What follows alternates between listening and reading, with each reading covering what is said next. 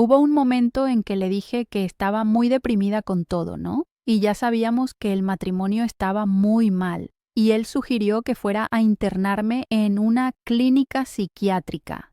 Chad, yo vengo de una familia bien estructurada, ¿no?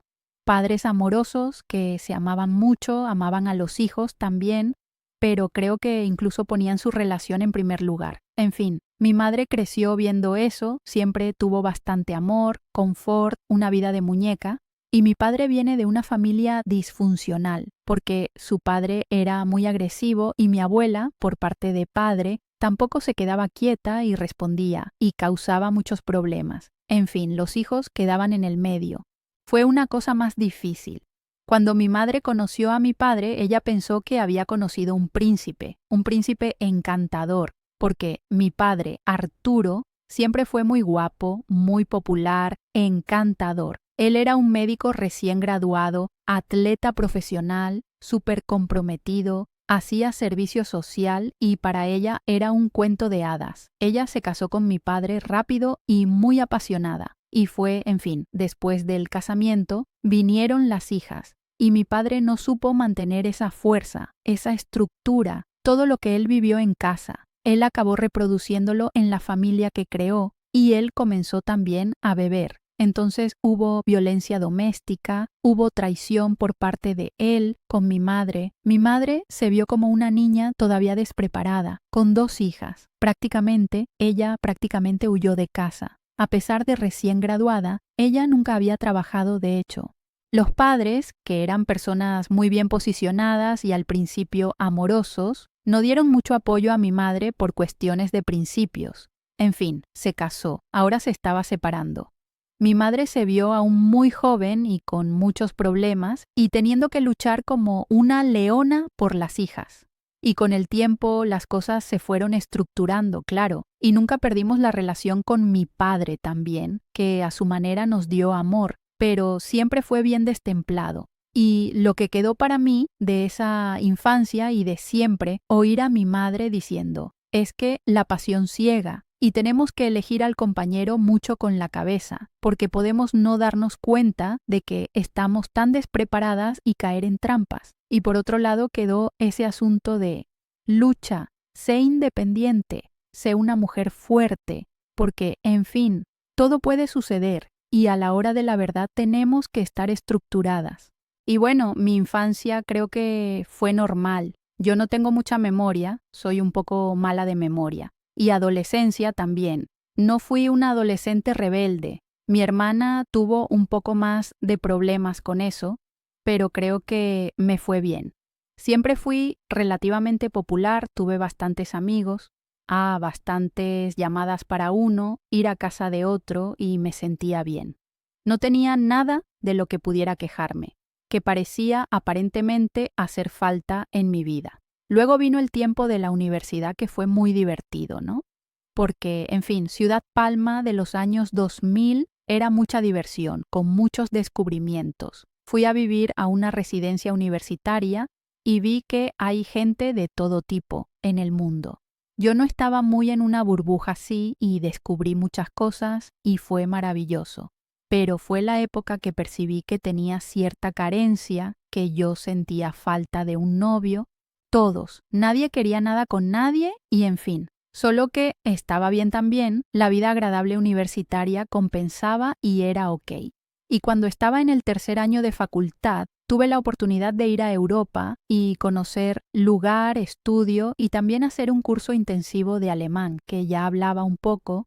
Lo había aprendido un poquito desde la época de la escuela porque por casualidad estudié en una escuela alemana y siempre tuve gusto. Y luego, durante la facultad, fui allá y conocí un exnovio que fue muy agradable cuando estaba allá. Él era de la ciudad y me mostró el centro, me mostró los lugares famosos, los lugares que no eran famosos para turista, lo que las personas hacían. Y él hacía doctorado allá y tenía un grupo genial, bien internacional también. Entonces fue un tiempito muy agradable y decidimos noviar. Solo que después volví, todavía tenía un año de facultad y estaba súper bien con eso. En realidad no estaba tan emocionalmente ligada a él, pero él siempre fue muy apasionado. y yo veía en él ese chico que pensaba antes, elegido por la razón, un chico bacán, trabajador, estudioso, independiente y que gustaba mucho de mí. Entonces fue llevándose. Yo tuve la oportunidad de ir para allá de nuevo, él vino a Brasil a visitarme y justo al final de la facultad conocí a otro chico del que me enamoré muy fuerte. Me enamoré de verdad, muy fuerte por él, y que al final renuncié porque ya estaba con uno. Y ya tenía medio que estructurada mi vida, ya sabía que iba a terminar la facultad, ir a Alemania, iban a hacer un máster, ya estaba todo cierto, y pensé mucho en eso de ¿para qué la pasión, no? Eso solo nos ciega y no es algo bueno. Y acabé desistiendo del de Brasil y fui para Alemania. Solo que lo sentí mucho después, me arrepentí bastante porque creo que la vida se puso sufrí bastante de no haber bancado mi pasión. Y parece que perdí un poco de brillo, la vida se puso más pesada allá, un máster y trabajando en paralelo y en un lugar muy frío, con personas frías. Entonces me hizo reflexionar mucho. Pensé que tampoco era ese el camino, que algo estaba mal y que tenía que haber un término medio. Y solo que fui llevando la vida, terminé el máster, después volví a Brasil y comencé a dar clases de alemán. Mientras tanto, hice mi doctorado y realmente estaba cuando volví a Brasil en un momento muy bueno de mi vida, porque estudiaba y trabajaba y era independiente y tenía mi casita, mi cochecito, era joven, viajaba bastante, tenía bastantes amigos. Para mí fue la cúspide de mi vida. Y en esa cúspide de mi vida conocí a mi exmarido, Klaus. Yo trabajaba con la prima de él y él estaba en Brasil de vacaciones. La prima de él hasta dijo, mis primos van a estar aquí, tienen tu edad, vamos a combinar algo. Y bueno, así que llegué a la escuela para dar clase, vi a los dos blanquitos bien rubios y ya sabía quién era. En fin, ni le presté mucha atención, pero cuando combinamos salir e incluso hicimos un pequeño viaje juntos, sentí mucha conexión con él. Y hubo un momento que la gente salía a fumar. No sé si en Brasil todavía es así que, aunque estés en la terraza del restaurante, acabas saliendo para fumar. Y yo y él no fumamos, no fumábamos y no fumamos. Y nos quedábamos conversando y era muy agradable. Ese pequeño momento solo nosotros dos. Y pensé, no, otro que vive lejos no es todo lo que no quiero. Pero creo que cuando estamos más relajados es que acaba saliendo bien, ¿no? Porque creo que siempre hubo un poco de una carencia emocional y de repente estás más relajado, piensas que no es para ti, no es para ahora y ahí funciona. Entonces, sé que nos gustamos bastante y él volvió a Alemania y seguimos hablando. Y luego, en fin, decidimos que queríamos tener una relación. Y él luchó mucho para venir a Brasil, porque su empresa tenía una filial en Brasil, pero no querían enviarlo. Él llegó a renunciar y luego salió bien, incluso fue para otra área y ganando menos, pero vino. Y al final la empresa era en Puerto Azul, solo que él también iba y volvía todos los días solo para dormir a mi lado. Entonces, yo vivía en Ciudad Sol a 120, 130 kilómetros, pero dependiendo del horario, dependiendo de todo, era de 1 a 5 horas de viaje. Entonces, fue agotador, pero fue muy agradable ese tiempo de, en fin, descubrimiento. Y de estar juntos, y los fines de semana siempre viajábamos bastante. Y él fue integrándose un poco más en mi vida, porque yo ya estaba en Brasil, él abandonó todo, se fue a Brasil, pasó a vivir conmigo y mis amigos se hicieron amigos de él, mi familia se hizo la familia de él. Entonces él fue viviendo esa vida más mía y fue adorando y a todo el mundo le gustaba mucho él. Y él era un chico, al contrario de lo que yo conocía como un modelo que podría volverse abusivo, él es un chico que no pone una gota de alcohol en la boca hasta hoy. Él no es muy fiestero, es más casero, es más reservado, y en mi cabeza era así. Lo que estoy sintiendo, yo estoy enamorada, me estoy sintiendo bien con aquello que hace bien. No es el bad boy, no es el chico correcto. Dije, estoy sintiendo confianza, ¿no?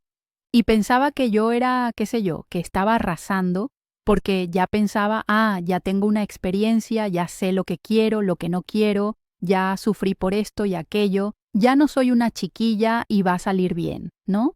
Y pensé que realmente él era el chico. Entonces nos casamos 1 año y medio después, fue relativamente poco tiempo, pero yo creyendo que ya sabía lo que quería y no quería y listo. Fue muy agradable también, muy bonito. Seguimos en Brasil al principio y nos mudamos a Puerto Azul. Yo estaba terminando el doctorado, entonces no necesitaba estar todos los días en Ciudad Sol. Yo iba 1 o 2 veces por semana y comencé a trabajar allí también. Entonces, no nos gustó mucho el lugar, la ciudad, pero fue un periodo muy agradable de recién casados y de llevarnos bien. Él, una atención conmigo aquí, yo con él allí, parecía todo genial. 2013 fue un año muy bueno en mi vida y solo que él fue volviéndose cada vez más infeliz en el trabajo principalmente. Y su visado brasileño no había salido, y yo tampoco quería, ni yo ni él queríamos que él estuviera dependiente del trabajo todavía para estar en Brasil y ya no queríamos estar en aquel trabajo. Al final sopesamos si valía la pena volver a Alemania. Y yo pensé, mi vida en Alemania no fue tan agradable y no, así, no fue, ¿no? En Brasil vivimos bien, a pesar de todo. Vivimos muy bien y tengo a todo el mundo aquí, solo que fue justo en esa época que también mi madre fue asaltada de una manera medio violenta y mi madre misma dijo, ustedes están en la duda, no saben qué hacer, váyanse, no se quedan aquí. Y fue todo medio junto, decidimos que íbamos a intentar en Alemania. Dije, esta vez es diferente, ¿no? Estoy casada con el amor de mi vida. Soy fluente, siempre tuve el pasaporte europeo, ¿no? Entonces no tengo problema de nada de arreglar trabajo, va a salir todo bien. Y fuimos. Vinimos al comienzo ya. Me quedé embarazada de mi hija, Sofía. Entonces, llegando aquí, todavía nos estábamos adaptando a la vida, él al nuevo trabajo. Yo primero pensé que iba a comprar una franquicia de una empresa de organización de bodas. Llegué a comprar y participé en cursos y todo, gasté una pasta, pero me vi embarazada y fue una gravidez bien difícil desde el comienzo. Tuvo mucho mareo, el tal del hiperémesis.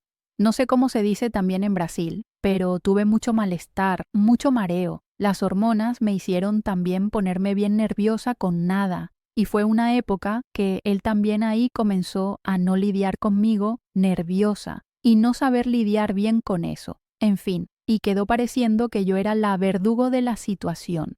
Pero lo que sucedió peor fue que yo sentía unos dolores abdominales que no eran normales. Y fui al médico y le dije, mira, tengo dolor aquí. El médico no midió mi presión, no midió nada y dijo, son gases. Y él me dio un remedio, tal, y fui a casa, tomé, no estaba sirviendo de nada. Después de 2 o 3 días, yo estaba con un dolor tan grande que le dije, llévame al hospital, no está normal. Y llegamos al hospital y recuerdo que dije, incluso en el hospital, mira, tengo dolor aquí debajo de la costilla y estoy embarazada, pero no es nada con el embarazo. Yo todavía fui dando diagnóstico así. Dije, no es nada con el embarazo, es en otro lugar, tengo dolor. Ahí en el triaje dijeron, no, pero si estás embarazada vamos a tener que enviarte al departamento específico para gestantes. Y llegando allá, estaba con mucho dolor, sacaron sangre y fui a un cuarto a esperar. Me dieron un remedio para el dolor y fui a un cuarto a esperar a que estuviera listo. Y era de madrugada. Ahí encendieron la luz del cuarto y me llevaron con la camilla corriendo a otro piso, unos 4 enfermeros. Y yo dije, ¿qué está sucediendo? Me puse muy nerviosa, comencé a temblar. Y la doctora llegó y dijo, mira, tu examen estuvo listo y era lo que temíamos, ¿no? Estás con una preeclampsia muy fuerte, un agravamiento de la preeclampsia que se llama síndrome HELLP. Solo que yo estaba en el 5.º mes de embarazo, en la 24ª semana. Y es algo que suele suceder, si sucede, mucho más tarde. Entonces ella ya dijo, usted no va a salir de aquí embarazada. Entonces, ahí vieron que mis exámenes de sangre estaban muy malos y que yo no iba a salir del hospital más embarazada. Y eso estaba muy al comienzo todavía del embarazo, y fue muy difícil. Yo intenté, me quedé en un cuarto separado que era cuarto de parto, porque los médicos tenían que estar muy cerca de mí con una máquina que se quedaba midiendo mi presión día y noche, a cada 15 minutos. Y varias veces la presión estaba bien estallada y yo no sabía qué iba a hacer, qué estaba sucediendo, pero fui sintiendo que no conseguía respirar más. Cuando fui al hospital, yo estaba solo sintiendo un dolor debajo de la costilla y al final, cuando estaba allá, el cuadro fue empeorando muy rápido. Entonces, los exámenes de sangre estaban muy malos, la presión estaba aumentando demasiado, descontroladamente. Y creo que mis órganos se estaban llenando de agua porque ese dolor era de agua en el hígado, parece. Dijeron así. Y sentí también que no estaba consiguiendo respirar más por causa de agua en el pulmón. Y por eso no dormía porque me quedaba luchando para respirar. Y estaba con oxígeno, pero en mi ignorancia pensé que iba a morir porque cuando no respiramos bien, pensamos que vamos a morir. Y al final yo no sabía que en realidad por el oxígeno, por estar con oxígeno, todavía podía aguantar más. Pero hubo un momento que no estaba aguantando más y dije que no daba más. Y en ese momento dijeron, entonces vamos a tener que sacar a su hija, casi sin chance de sobrevivencia porque estaba muy pronto. Y me pusieron anestesia general. Yo ya estaba muy mal, entonces no sabía tampoco si iba a sobrevivir. Y al final desperté y con mucho dolor. Y me mostraron la foto de mi hija, que era un feto. Era toda roja, en fin, y 450 gramos. Y no sabíamos qué iba a suceder. Pero mi hija se agarró a la vida de una manera extraordinaria. Fue el bebé más pequeño que tuvieron en la clínica. Cuidaron muy bien de ella, un tratamiento maravilloso, gracias a Dios, pero fueron 4 meses muy difíciles. Fue una intercurrencia tras otra, muchas cirugías en un bebé que era como un feto. Dijeron por 3 veces que no iba a resistir, preguntaron si quería desconectar, solo que al final, ella continuó viva y cumplió 10 años. En noviembre está viva hasta hoy. Yo estaba todavía a mitad de mi embarazo, no voy a decir al comienzo, y solo que yo iba a morir. Entonces tuvieron que hacer la cesárea, sacar a mi hija con pocas chances de sobrevivencia, pero ella se agarró mucho a la vida y pasó por muchas cosas en el hospital. Y creo que mucha mujer debe saber el dolor que es llegar a casa sin bebé en la barriga y en los brazos. Entonces, fueron 4 meses dificilísimos. Y con todas las intercurrencias, las cirugías, las veces que dijeron que no iba a resistir y al final ella siempre resistió. Y durante ese tiempo, el padre de mis hijos, Klaus, fue muy bueno. Él aguantó la situación bien, iba allá también, se quedaba con ella, se quedaba en el canguro con ella, que es la forma en que ponemos a los prematuros para sentir el calor de los padres. Y él me abrazaba en casa, me daba seguridad. Fue bien, fue bueno durante ese tiempo. Y esa tormenta pasó, mi hija logró, se fue a casa sin ningún tubo, sin ninguna sonda. Después de tanta cosa que ella pasó, mamó en el pecho. Creo que quien conoce prematuros, quien conoce todo, sabe cuán difícil es eso y lo conseguimos. Entonces, fue una época muy agradable. Después fue muy buena porque fue casi como una segunda luna de miel. Mi hija, después que conquistó su vida, era un bebé que mucho más reía que lloraba, mucho más. Y es impresionante, ves las fotos de bebé de ella, es solo sonriendo. No hay una que está con esa cara medio neutra de bebé, ninguna. Es impresionante. Y fue un periodo muy agradable con ella bebé en casa, a pesar de las dificultades. Desde el comienzo sabíamos, consecuentemente hacíamos fisioterapia. Y sabíamos que podíamos esperar cierto retraso de desarrollo, solo que no teníamos, ella no salió con ningún diagnóstico, entonces no teníamos noción de cómo iba a ser. Y fue cuando ya estaba embarazada de mi hijo más nuevo, León, que fuimos a una consulta de ella de 2 años y dijeron que incluso para la edad corregida, porque prematuro se habla de edad cronológica, edad corregida, E incluso para la edad corregida, ella estaba bien atrasada de lo esperado. Y fue en la época del embarazo de mi hijo también que ella tuvo la primera convulsión. Fue bien aterrorizante para nosotros, porque no fue muy normal. Y ella se puso de una manera que parecía que no estaba respirando y no estaba respondiendo. Y vino la ambulancia y pensé que iba a perderla de nuevo. Y vimos que ahí fue a la clínica y le hicieron un examen más detallado en el cerebro y vieron que su cerebelo no se desarrolló. Entre otras cosas que ella tenía, a pesar de no haber tenido hemorragia cerebral, ella tenía consecuencias de ese comienzo difícil. Y no cambia nada en el sentido de que ya hacía las terapias y ya corríamos detrás de todo, pero era un indicio más de lo que vendría por delante. Al principio, aquel marido perfecto fue cambiando muy poco a poco, a partir de esas dificultades que tuvimos con un diagnóstico, entre comillas, de mi hija. Porque no es un diagnóstico estándar, pero es al menos de la epilepsia, así. Pero de otros problemas todavía no había algo cierto, pero fue comenzando a ponerse más difícil la vida. Y fui percibiendo de él una dedicación principalmente para ella. Una cosa que yo encontraba bonito de ver, pero un cierto repudio hacia mí. Cuando estábamos un poco separados, parecía que eso cambiaba. Hubo una vez que todavía estaba embarazada de mi hijo y él tuvo que ir a México a trabajar. Creo que se quedó 3 meses en México. Y en ese tiempo lejos, él volvió a ponerse tan cariñoso y con tantas ganas y tan dedicado. Y es gracioso porque recuerdo que en el momento que volvió de México, yo estaba de nuevo embarazada, pasándola mal el embarazo entero. Mareada por la mañana, tarde, noche, indispuesta total. Y él llegó a casa y vio los armarios de la cocina que eran blancos y tenían algunas gotitas de algo y ya se puso nervioso porque las cosas estaban sucias y habló de mi coche también que estaba desorganizado y que estaba sucio. Y fui a darme cuenta, yo no me quedo contabilizando las cosas, pero aquí en Alemania hay una expresión que dice cuando la persona está enamorada, que la persona se pone las gafas rosas. Y recuerdo que pensé, nuestra. Él se quitó las gafas rosas y se puso las gafas de mierda para mí. ¿Sabes?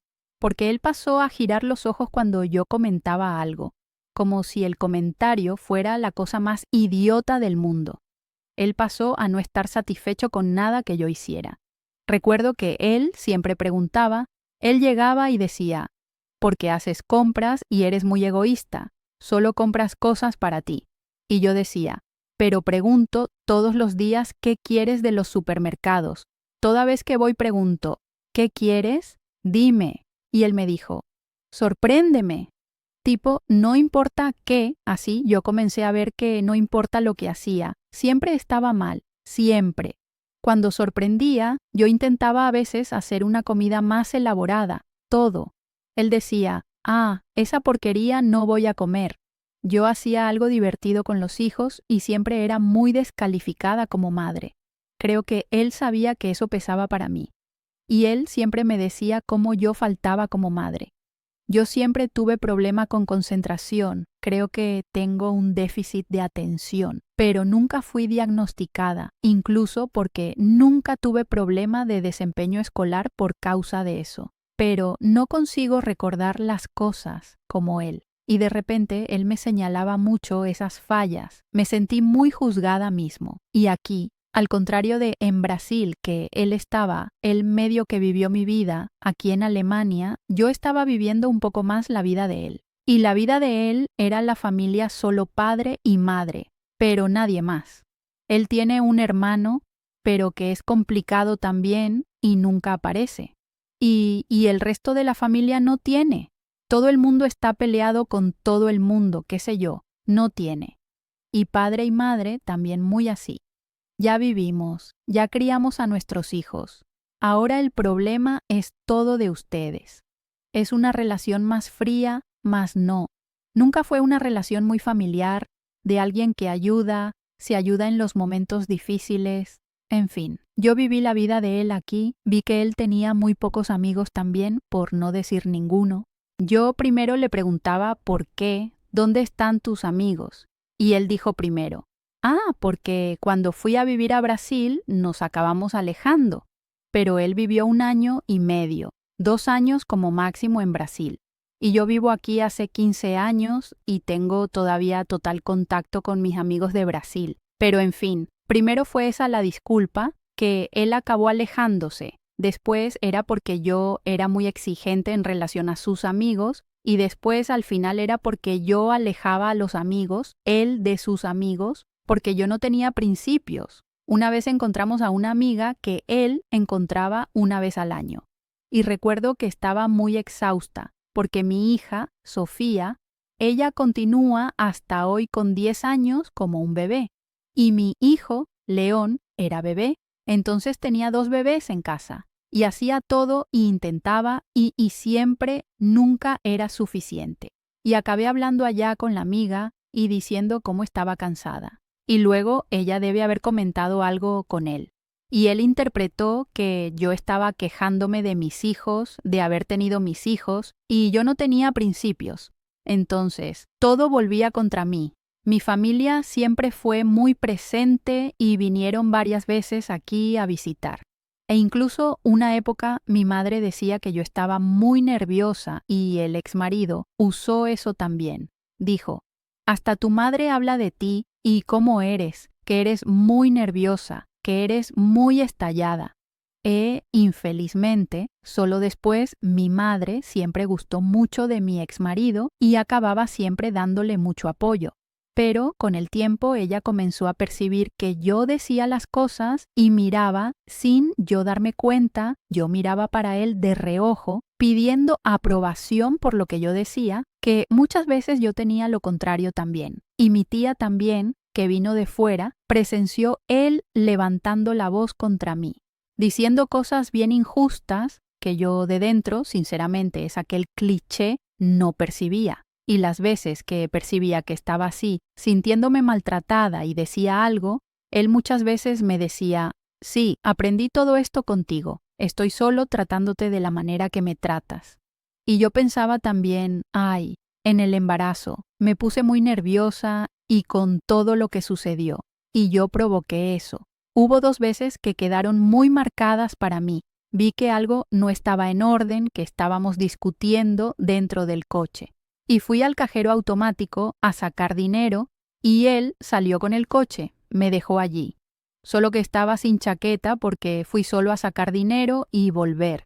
Y la temperatura era negativa y tuve que ir a pie a casa sin chaqueta, unos 2 kilómetros. Nunca sentí tanto dolor de cabeza en mi vida.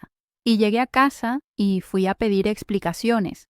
Y él lo hizo de una manera como si no se hubiera dado cuenta de que tenía que esperarme. Y me quedé medio en duda también, ¿será que fue un malentendido? Y poco después fui a llevar a la madre de él a un examen médico. Y al llegar a casa de la madre dijo, ¿qué sucedió en tu coche? Dije, no sé. Y cuando miro la parte delantera del coche, estaba totalmente chocado, la luz estallada, todo arañado. Dije, no sé, no lo había visto. Entré en el coche rápido, no lo había visto. Y lo llamé para decirle, ¿sabes qué sucedió con mi coche? Y él dijo, si arreglaras tu coche bien, yo no me habría distraído y habría tenido ese accidente. Él me culpó por haber chocado mi coche y todavía me colgó el teléfono en la cara. Y nunca pidió disculpas por eso. Y eso, en fin, fue algo de lo que no se podía hablar después, que la cosa era invertida. Y fui viendo que dije, Dios mío, ¿qué está sucediendo? ¿Dónde está el príncipe con el que me casé?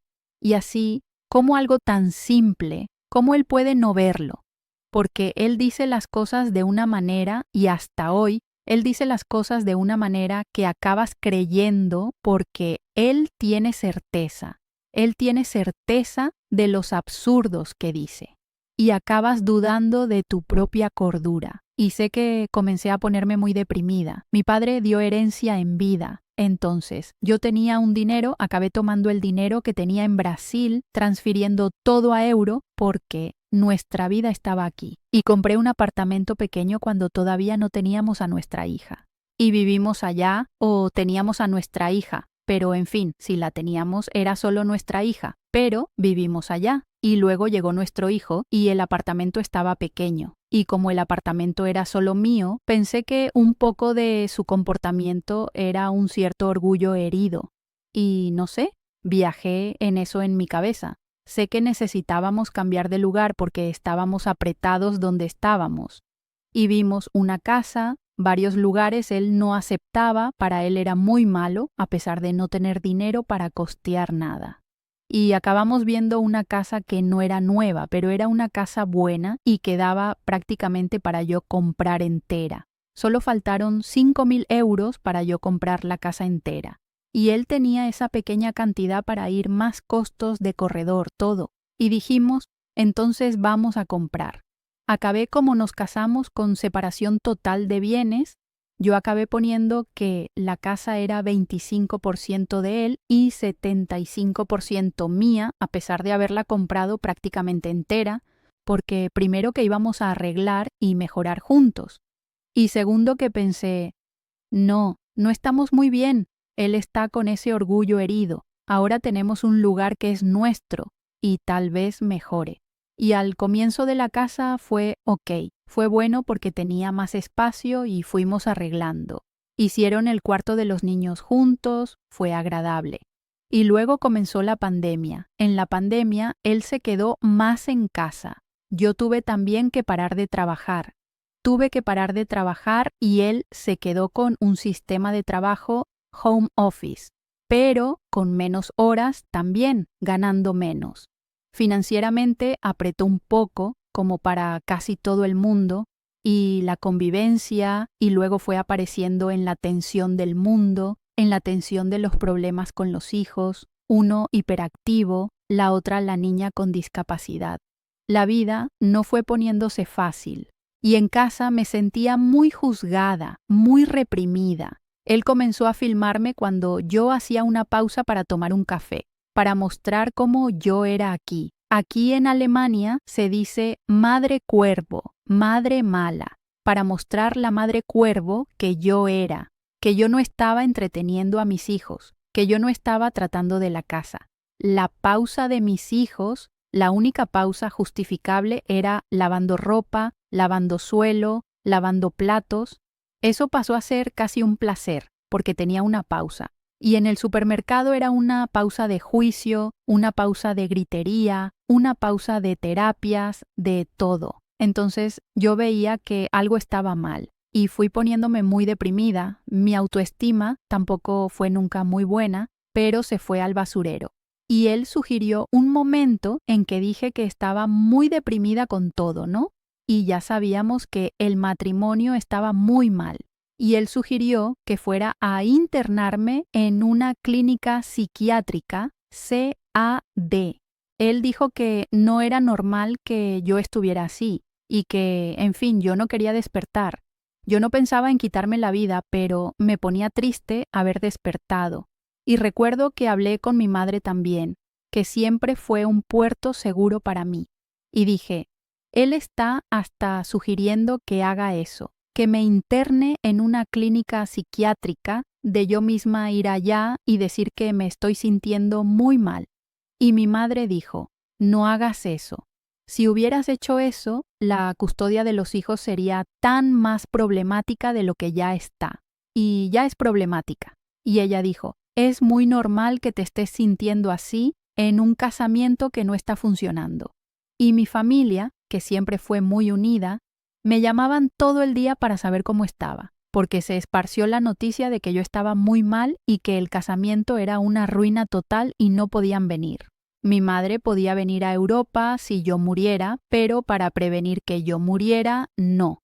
Era una época de la pandemia que no daba, y acabó que necesité salir de casa. Le pedí que saliera de casa, él se rehusó. Dijo que prendía fuego a todo si iba a salir.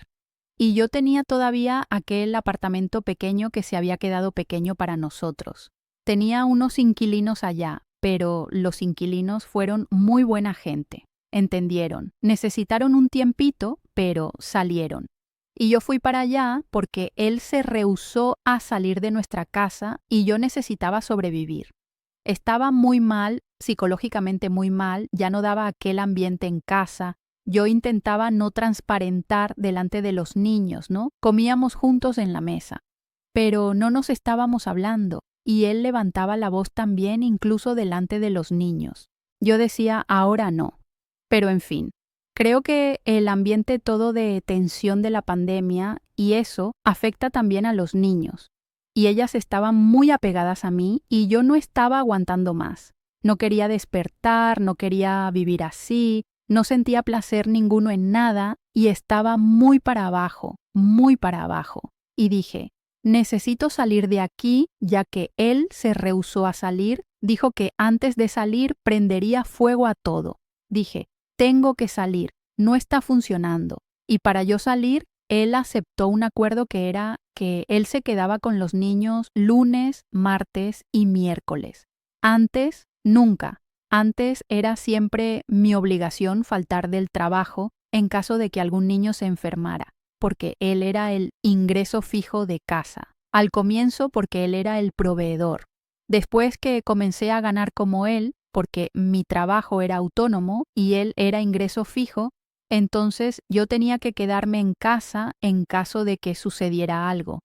Solo que él podía trabajar desde casa, tanto que en la pandemia, por un buen tiempo, yo no pude trabajar porque yo tenía que estar allá y él podía trabajar desde casa. Pero no, el acuerdo hecho por él era ese, que si sucediera algo con los niños, yo tenía que quedarme en casa. Y sucedió que en ese divorcio, no fue divorcio todavía, fue la separación. Aquí en Alemania tienes que tener 1 año de separación de cuerpos antes de poder divorciarte. Y en la separación de cuerpos él dijo, está bien, entonces me quedo con los niños lunes, martes y miércoles. Y tú te quedas de miércoles por la noche hasta domingo por la tarde. En fin, y pude verticalizar mi trabajo. Yo trabajaba lunes y martes 10 horas por día, el miércoles 8. Llegaba a casa y muchas veces ya llegaba él ya con los niños en casa y yo me quedaba con los niños hasta el domingo. E incluso así, incluso en el apartamento pequeño, incluso en esa rutina más agotadora, sin ningún fin de semana libre, nada. Fui sintiendo un cierto alivio. ¿Recuerdas esa historia de México, de que hubo un tiempo que estuvimos separados y él ya estaba más complicado conmigo y la separación hizo que se pusiera cariñoso? Y no sé qué, yo imaginé que separándonos, la separación de cuerpos, que él iba a caer en la realidad, que él iba a ver que no estaba bien, que yo me estaba sintiendo muy juzgada, muy maltratada, y pensé que él iba a volver a ser bacán, como fue al comienzo del casamiento, al comienzo de nuestras dificultades con nuestra hija y todo. Pero fue lo contrario. Incluso en mi mudanza olvidé mucha cosa. Yo cogí los muebles, solo que sobraban de la casa, porque me estaba sintiendo muy para abajo. Entonces yo también estaba actuando de esa manera, como si no fuera nada. Yo cogí los muebles más antiguos, más usados. Él dijo que me daría la mitad de los juguetes. Solo me dio un saco de basura con juguetes rotos. La primera noche vi que no había cogido manta. Mi mudanza fue hecha por una brasileña conocida que tenía un remolque. Y llevé algunos muebles en ese remolque. Y para que los muebles no se dañaran, pusimos unas mantas viejas debajo del remolque. Y al decir que estaba sin manta, él llegó con esas mantas viejas, llenas de lluvia, llenas de hojas, y las tiró en la puerta de mi edificio y dijo, ahí está tu manta. Y fue con ese tratamiento que fui llevando ese primer tiempo sola. Y yo estaba muy, muy mal. Llamé. Yo descubrí aquí es muy difícil conseguir mano de obra. Y acabé encontrando un chico que dijo que iba a hacer unas reparaciones en las cosas de mi apartamento. Y el chico fue allá un día, fue después de su jornada laboral, hizo un día y yo ya había acordado un poco el valor que íbamos a combinar, solo que iba a volver al otro día. Llegando al otro día, yo estaba con mis niños y él no pudo volver a esa hora. Le dije, mira, entonces es mejor que vuelva otro día porque ahora va a ser muy tarde. Y el chico fue muy grosero y dijo, porque lo que ya está combinado y usted no me ha dado todavía el dinero y yo voy hoy sí. Y él fue muy grosero y me dio miedo. Recuerdo que acabé abriendo, pero estaba con mis niños y estaba en una situación vulnerable. Me dio miedo y dejé el dinero allá, fui al cuarto con los niños. Y cuando llegué, vi que el trabajo no había sido hecho a medias, pero de una manera descarada, puerco. Y mis niños acababan de dormirse. Y en ese momento lloré tanto. Y cogí mi celular y llamé a mi madre, con la que siempre me desahogué mucho. Y le dije todo lo que estaba pasando y que no aguantaba más. Y en el momento que estaba hablando con ella, mi celular cae al suelo con la pantalla hacia abajo. Y no se rompió, pero ya no podía moverlo. La pantalla ya no funcionaba más. Dije, era lo único que me faltaba. Y en esa situación vi cuán desamparada estaba allá, en medio de la pandemia, en medio del campo, sin amigos en la época. No tenía amigo ninguno, sin familia, pudiendo ir allá y ahora sin celular. Mis niños en casa, sin un teléfono fijo. Y dije, Dios mío, ¿qué hice? Nunca más puedo desampararme así. Y fui. Cerré a mis niños en el cuarto y fui rapidito hasta mi casa antigua. Le pedí un aparato viejo a mi exmarido para avisarle a mi madre que estaba todo bien conmigo. Porque mi madre, tuve miedo de que pensara que yo había hecho algo contra mí, que yo estaba muy nerviosa cuando fui a hablar, cuando estaba hablando con ella. Y para mí era importante avisar pronto porque era un viernes por la noche y al otro día en la ciudad donde vivo no había nada abierto, no había cómo comprar celular. En fin. Y luego llegué allá y le dije y llamé a la puerta, lo vi en la cama. Llamé y llamé, él no me atendió. Al llamar mucho, sonar mucho el timbre, él me atendió con una cara de diablo, parecía que ni era él. Y dijo, ¿qué estás haciendo aquí? Y yo dije, solo necesito un aparato de celular antiguo. Necesito poner mi chip, que el mío se rompió, necesito decirle a mi madre que está todo bien. Y él dijo, no voy a darte nada y sal de aquí. Y me fue y fue gritando, pero yo ni le hablé alto. Dije, ¿por qué estás haciendo eso? Dios mío, para, no te hice nada. Yo solo necesito esto. Por favor, dame, déjame, no quiero entrar. Dame un aparato. Y él dijo que no y me echó de allí. Y salí llorando mucho y encontré a una persona en la calle, era súper tarde, morí de vergüenza y le dije, ¿puedo solo usar tu celular para decir que está todo bien a mi madre? Cogí el celular de la persona, llamé a Brasil con número y dije, madre, solo avisar que está todo bien, mi celular se rompió, voy a arreglármelas, pero está todo bien. Llegué a casa, no dio un minuto, la policía tocó allí y dijeron, avisaron que los niños estaban solos aquí. Yo expliqué lo que había sucedido y dije que no, que los niños no estaban solos, que estaban durmiendo, sueño profundo. Yo había salido 2 minutos para poder resolver un problema.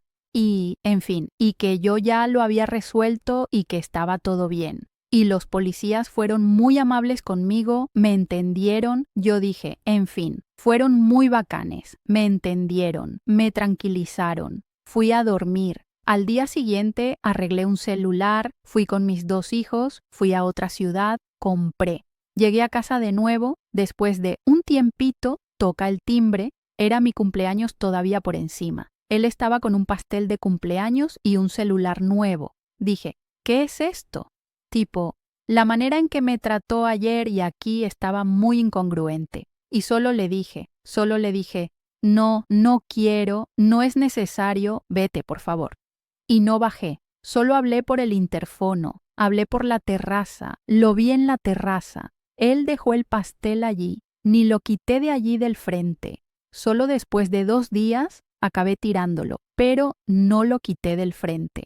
Pero así solo lamenté. Más tarde, ese día, abro mi Facebook y el hermano de él había posteado una foto de mi ex totalmente arañado y me marcó en la publicación diciendo, mira lo que hiciste, loca, no sé qué. Y yo, ¿qué? Y lo primero que pensé fue, yo estaba tan nerviosa, necesitaba tanto un celular, ¿qué hice? No me di cuenta, estoy loca, no me di cuenta de que hice esto. ¿Cómo así? ¿Qué sucedió? Y solo después de mucho tiempo que caí en la cuenta y dije, yo no hice eso, yo no hice, yo no estoy loca, yo no hice. No sé cómo él recibió esos arañazos, pero no fui yo. Y él fue a hacer examen médico. Solo que en medio del proceso, él canceló. No sé si tuvo miedo de algo, pero él quiso decir que yo lo agredí. Y yo no me enteré de eso tampoco. Me enteré de que había sido difamada por el hermano en Facebook.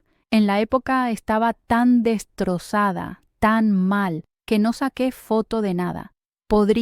Debería haber iniciado un proceso por calumnia, pero estaba tan fragilizada y tan mal que el primer pensamiento fue cómo hice esto y no me di cuenta. Y después el segundo pensamiento fue yo no hice esto y tengo que conformarme de que esa gente es así. Y es eso. Hoy sería muy diferente. Hoy habría iniciado un proceso enseguida. Hoy las cosas están muy diferentes. Fueron muchas cosas malas que sucedieron desde que salí de mi casa y salí pensando que él iba a caer en la realidad, que íbamos a poder tomar un café juntos, tal vez pedirme disculpas de algo. Y fue totalmente lo contrario. Yo tengo doble nacionalidad brasileña e italiana, porque mi abuela la hizo para todo el mundo. Nunca, al contrario, yo, que era quien pensaba que era una tontería, fui la que más aprovechó de la familia esa ciudadanía.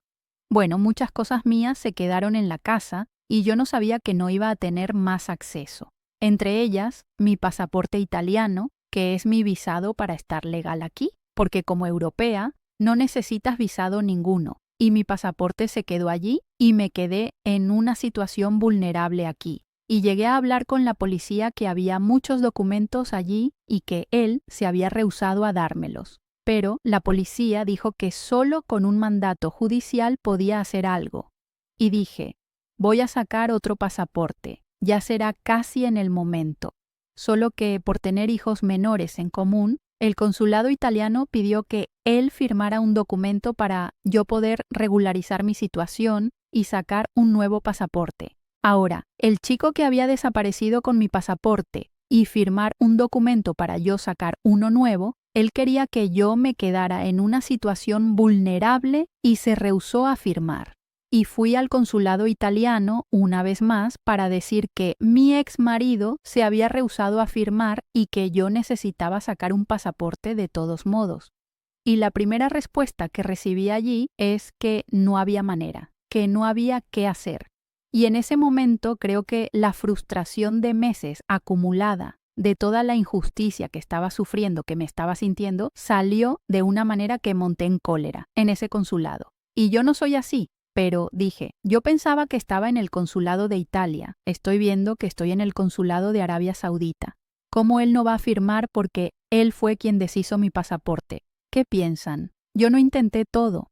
Ahí sé que vino gente de dentro del consulado. Dije, ahora hay más gente. Estamos aquí esperando 2 horas para hablar y no había nadie para atender. Ahora llegan ustedes y no resuelven el problema. ¿Cómo voy a hacer? Y sé que fui invitada a retirarme de allí. Y yo estaba muy alterada y estaba llorando tanto que vi que aquella máscara de la pandemia, que parece un pico de pato, es bien resistente mismo.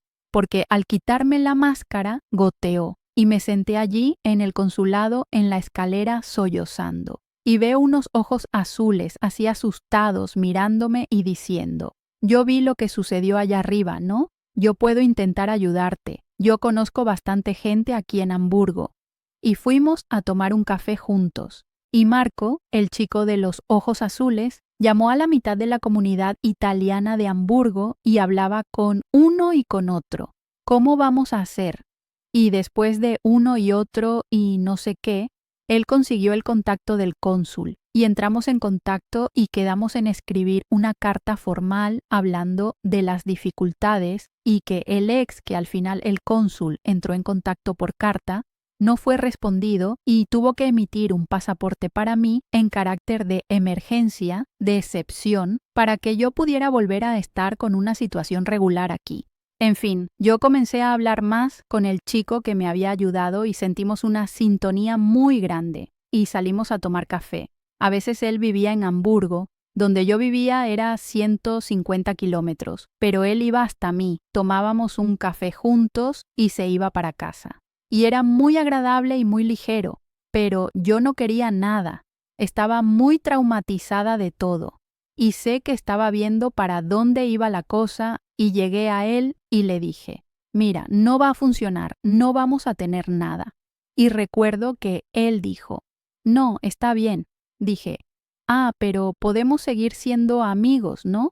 Me haces tan bien y es muy bueno hablar contigo. Y él dijo, vamos a ver, ¿no? Y sé que ese día nos despedimos y me sentí mal. Me quedé pensando, le hablé a mi madre de nuevo. Mi madre dijo, vas a ver la hora que él tenga una alemanota, ahí te vas a arrepentir. Y sé que acabamos encontrándonos de nuevo y fue muy agradable. Y dije, ¿sabes qué? Vamos a encontrarnos como amigos. Un día con mis hijos, ya le había dicho que tenía una hija con discapacidad grave, mi hijo, que era bien activo, y vamos a ver. Y combinamos encontrarnos con los niños y él en unas ruinas, en un castillo así aquí cerca, que puedes subir a una torre y que tienes una vista bonita de varias ciudades alrededor. Es un lugar bien bacán, bien bonito, y que él no se queda alejado, se queda dentro de una ciudad. Ese castillo y la ciudad hicieron un camino bonito con algunos cuentos de hadas, con unas casitas, con Hansel y Gretel, algo así bien lúdico, y es agradable ir con los niños allá. Y combiné con él que nos íbamos a encontrar allá. Y fuimos. Y en esa época mi hija, Sofía, estaba con 6 para 7 años. Ella todavía no andaba sola, pero siempre fue muy guerrera. Entonces ella se rehusaba a quedarse en una silla de ruedas. Se rehusaba. Ella necesitaba una mano para andar y ella cogía nuestra mano para andar, pero no aceptaba 2 manos, porque ella sabía que necesitaba solo una. Y en fin, y mi hijo corriendo para allá y para acá. Y yo estaba, y él vino, y yo estaba de la mano con mi hija, guiándola. Y en el momento que fuimos arriba en la torre del castillo, y en el momento que bajamos la torre, yo sostuve las 2 manitas de mi hija. Me quedé atrás, iba bajando de espaldas, y ella iba bajando de frente con mis 2 manos, con las 2 manitas en mis manos. Y bajamos de la torre y necesité ir al baño rapidito. Y ahí fui, dije, mira, tú la sostienes, voy, ya vuelvo. Y en el momento que volví del baño, vi a ella bajando, él bajando la puerta del castillo con ella, sosteniéndola de la misma manera que yo estaba bajando, dándole las manos a ella y de espaldas sosteniendo. Y en ese momento dije, es él. Me emocioné, me tocó el corazón. Y de allí para acá estamos juntos. Van a ser 4 años y él es maravilloso. Él se enamoró primero de mis hijos, no se enamoró de mí, pero está muy enamorado de mis hijos. Ama con pasión, él es muy dedicado también. Entonces tenemos esa familia con 3 nacionalidades. Los niños son medio alemanes, medio brasileños, el padrastro italiano, yo brasileña, el padre alemán. Infelizmente, el contacto con el padre todavía es muy difícil, es muy malo. Veo que tengo que pisar en huevos, porque él busca cosas, busca motivos para dificultar la vida. El divorcio tardó en salir. Cuando salió el divorcio aquí, pero nos casamos en Brasil y lo transferimos para acá. Y en Brasil, él tenía que firmar para yo estar divorciada también en Brasil. Eso él nunca firmó. Entonces, yo inicié acción, pero puede tardar años en Brasil para yo estar divorciada oficialmente de él. En el momento no puedo casarme con mi pareja italiana, pero estamos encontrando medios, estamos resolviendo burocracias para eso. Y solo que vivimos juntos, somos muy felices. Y fue maravilloso, fue irónico todo lo que sucedió. Debo a mi ex haber conocido a mi actual de la manera que conocí. Y queriendo él, mi ex, queriendo dejarme en una situación vulnerable, Dios puso una persona en mi vida que es mi puerto seguro hoy, que comenzó nuestro encuentro ayudándome y me ayuda hasta hoy demasiado. Y es algo que no conocía. Es un hombre que tiene placer en ahorrar, en ahorrarme. Yo me quedé tal vez por la historia de mi madre, la madre guerrera, Yo tenía mucha autoexigencia y no me permitía también. Yo estaba con alguien que veía con malos ojos un descanso mío, algo que yo hacía por mí. Recuerdo que hice una vez algo en una dermatóloga, algo estético, y mi ex, recuerdo que dijo, él fue a hablar con mi madre acusándome porque yo había hecho eso, porque yo era muy egoísta, porque yo gastaba el dinero en frivolidades. Y mi actual dice, haz todo y haz más y yo pago. Él, aquella historia del escorpión en el bolsillo, él cree que en mi bolsillo tiene un escorpión, porque él hace cuestión de pagar absolutamente todo. Y tengo que frenarlo muchas veces porque no lo creo correcto. Y es parte de ese placer que tiene en ahorrarme. Él por la mañana soy más cansada, él ya despierta muy animado y él hace todo por la mañana, él hace el desayuno y todo. No necesito nunca más decir, por favor, ayuda aquí, yo hago esto, tal vez si yo hago esto, tú haces aquello también. Cero. Todo es la eficiencia en persona y la alegría en persona. Es claro que él también tiene. Es muy italiano, es muy impetuoso y dramático y apasionado. Y esas veces, a veces, eso pesa para un lado negativo también. Pero yo también tengo mis imperfecciones. Y es eso. Por eso estamos en una relación también para ir mejorándonos y aprendiendo uno del otro, apoyándonos. Y hoy puedo decir que nunca imaginaba que iba a ser tan feliz. Y recuerdo cuando estaba en el fondo del pozo, en aquella época que no quería despertar al final del casamiento. Una tía mía dijo, vas a ser muy fuerte, vas a ver, nada más te derrumba. Y mi madre me dijo, todavía vas a ser muy feliz, mi hija. Y recuerdo que no lo creía. Y para mí es importante dar este testimonio, para hablarles a las otras mujeres que tal vez se encuentren en ese fondo de pozo, que la vida después puede ser muy buena, muy maravillosa, y no sé que Dios es maravilloso y también irónico de cierta manera. Mi historia muestra que atribuyo gran parte de mi felicidad, no toda, lógico, a la tentativa de alguien de dejarme en una situación peor, dejarme en una situación muy vulnerable. Fuera de eso, tengo hoy, de repente, después del divorcio, parece que junto con el final de la pandemia, las cosas se fueron acomodando. Amigos fueron viniendo. Antes no tenía amigo ninguno aquí, hoy estoy llena de amigos. Parece que surge de la nada. Cambiamos de no sé qué, de campo, y las cosas van sucediendo. Entonces, hay mucha cosa en la vida todavía para mejorar aquí y allá. Hay una convivencia muy molesta con el exmarido. Realmente no conseguimos tener una conversación agradable, madura. Está el hecho de que la custodia de los niños todavía está medio enredada en el sentido mi hijo está más conmigo, mi hija está mitad, mitad. Como ella no puede hablar, acabó no diciendo con quién prefería quedarse. Entonces, eso es complicado. Acabamos teniendo muchas cosas para resolver juntos y siento que tengo una persona que está loca por encontrar lagunas para joderme. Pero yo no estoy sola, no estoy más débil, no estoy más vulnerable, no voy a estar más vulnerable nunca más. Nunca más voy a ponerme en una situación así de gran vulnerabilidad. Mis hijos me dan mucha fuerza y estoy viviendo mis mejores días.